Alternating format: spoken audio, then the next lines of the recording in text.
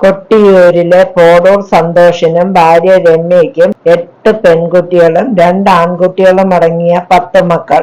9 മക്കൾ ഒന്നിച്ച് സ്കൂളിലേക്ക് പോകാനിറങ്ങുന്ന കാഴ്ചയുടെ സന്തോഷത്തിലാണ് സന്തോഷും ഭാര്യ രമ്യയും. അടുത്ത വർഷം ഇത്തരമൊരു സ്കൂളിൽ പോക്കുണ്ടാവില്ല. കാരണം മൂത്ത മകൾ ഈ വർഷം +2 പൂർത്തിയാക്കുന്നതോടെ സ്കൂൾ ജീവിതത്തിൽ നിന്ന് മാറി ഉന്നത പഠനത്തിനായി പോകും. ഇളയ മകൾക്ക് പ്രായം വെറും 3.5 മാസം മാത്രമാണ്. മൂത്ത മകൾ Alfiya Lisbeth Kottiyoor IJM higher secondary സ്കൂളിലാണ് പഠിക്കുന്നത്.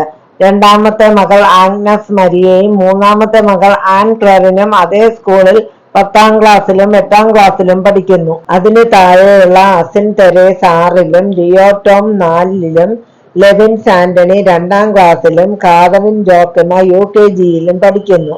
വീടിന് തൊട്ടടുത്ത് തന്നെയുള്ള തലക്കാണി ഗവൺമെന്റ് UP സ്കൂളിലാണ് ഇവർ 4 പേരും പഠിക്കുന്നത്.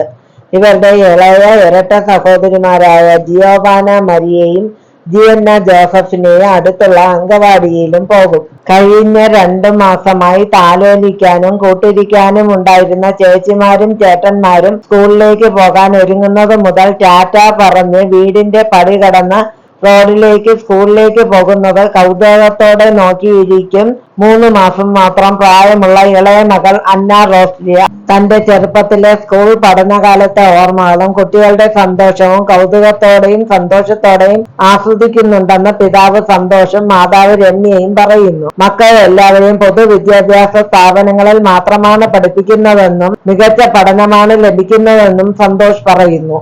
ഇളയ മകൾ സ്കൂളിൽ പോകാൻ പ്രായമാകുമ്പോഴേക്കും മൂത്തവർ സ്കൂൾ പഠനം കഴിഞ്ഞു പോകും എന്നതിനാൽ ഈ വർഷത്തെ അധ്യയന വർഷം തങ്ങൾക്ക് ഒരുപാട് പ്രത്യേകതകളുള്ളതാണെന്ന് സന്തോഷും ഭാര്യയും പറയുന്നു.